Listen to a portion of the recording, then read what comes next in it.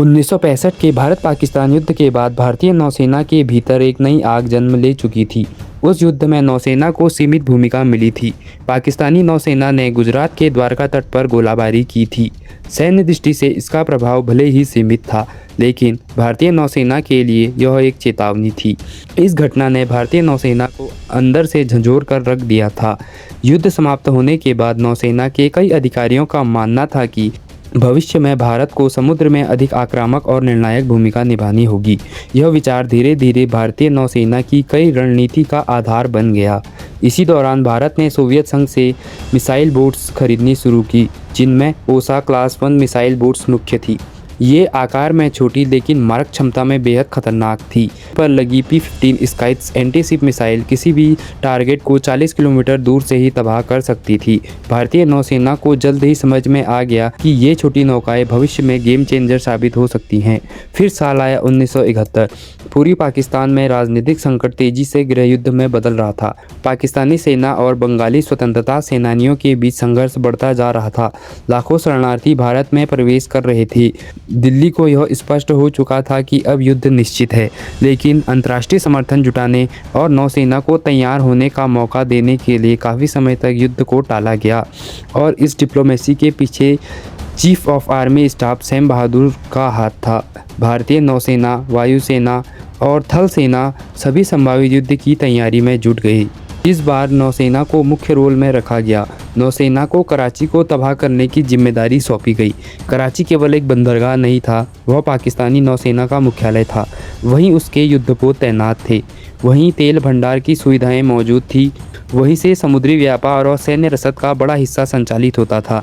यदि कराची को नुकसान पहुंचाया जाता तो पाकिस्तान की नौसेना और आर्थिक क्षमता दोनों पर गंभीर प्रभाव पड़ सकता था। लेकिन समस्या यह थी कि कराची अत्यधिक सुरक्षित माना जाता था।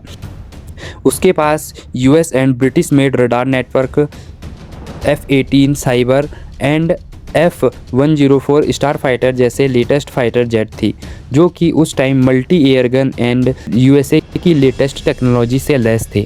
ये डॉग फाइट में काफ़ी कारगर थे और मैक 2 यानी आवाज़ की गति से दोगुना 1235 किलोमीटर प्रति घंटा की रफ्तार से चल सकते थे। भारत को सीधा हमला आत्मघाती लग रहा था।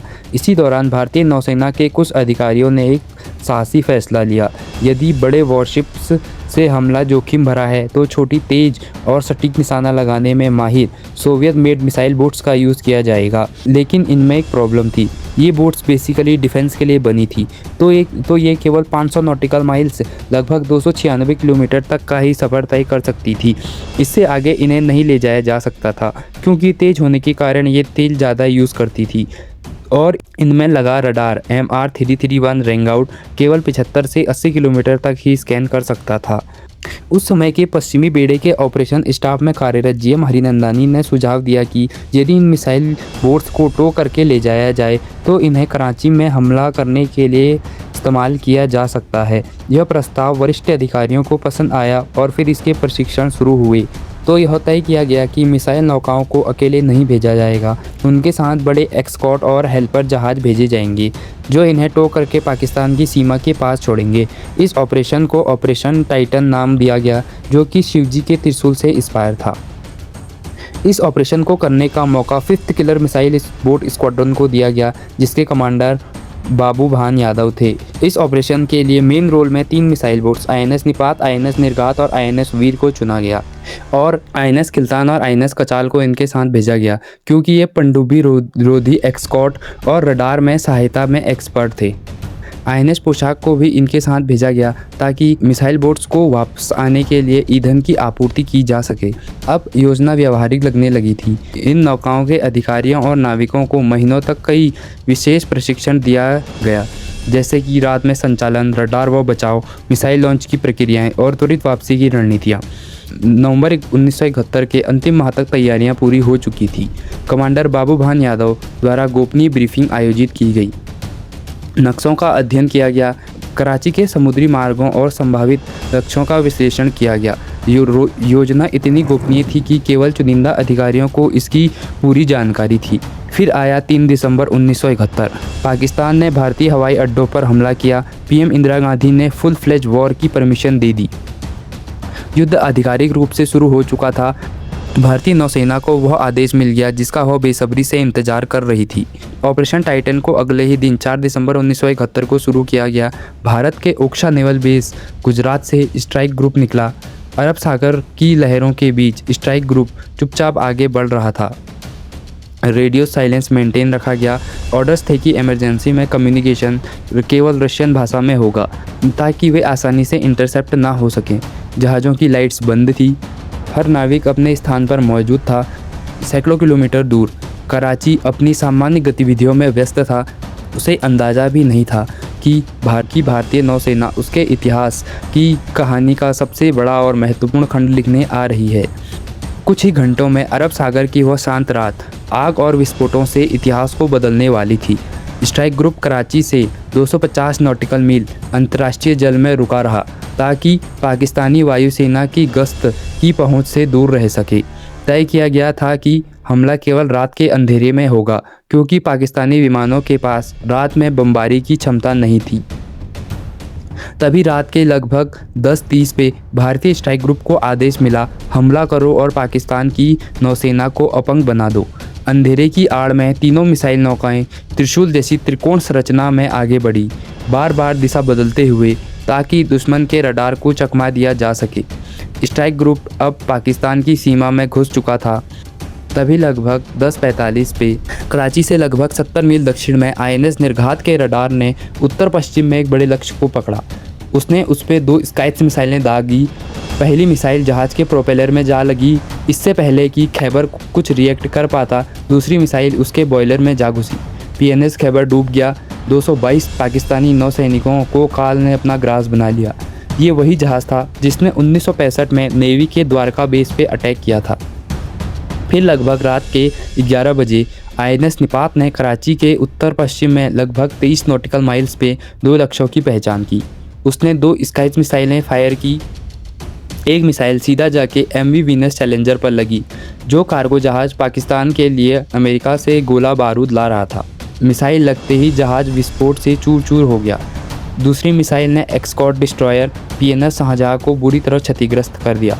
फिर 11:20 पे INS वीर ने गश्त पर तैनात पाकिस्तानी माइनस्वीपर PNS मुहाफिज पर एक स्काइट मिसाइल दाग दी। मुहाफिज समुद्र में समा गया।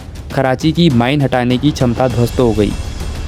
कराची फील्ड्स क्लियर होते ही भारतीय वायुसेना के कैनबर बॉम्बर्स ने कराची के ऑयल टैंकर्स, फ्यूल इंस्टॉलेशन और पाकिस्तानी एयरफोर्स स्टेशन दीर्घ पर बमबारी की।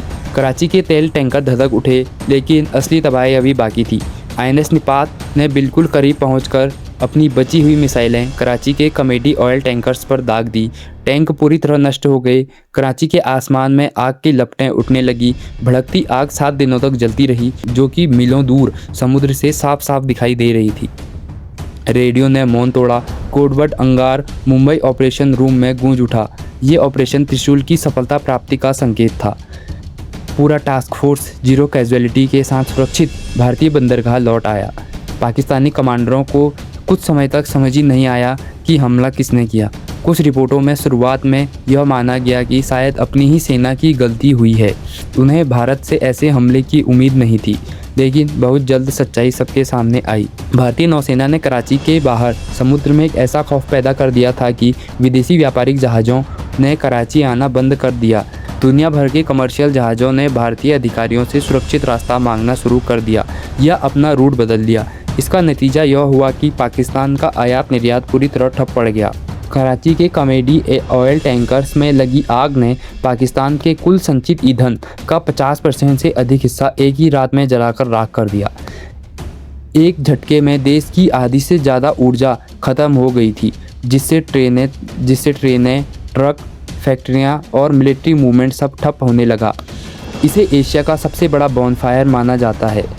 वहाँ 3 दिन तक धुएं की वजह से सूरज की रोशनी नहीं पहुँच पाई थी। 1971 में पाकिस्तान की कुल GDP लगभग 10 से 11 बिलियन डॉलर के आसपास थी। भारतीय नौसेना के इस हमले, जहाज़ों के डूबने, इंफ्रास्ट्रक्चर की तबाही और व्यापार रुकने से पाकिस्तान को लगभग 3 बिलियन डॉलर का नुकसान हुआ, जो कि अभी के लगभग 20 अरब डॉलर से भी ज़्यादा है। इसका मतलब है कि सिर्फ एक बंदरगाह की तबाही होने से पाकिस्तान की कुल अर्थव्यवस्था का लगभग 25 से 30% हिस्सा सीधे सीधे धुआं हो गया। उसके गोला बारूद के गोदाम, तेल के कुएं और MV वीनस चैलेंजर जैसे करोड़ों के कार्गो जहाज समुद्र में डूब गए।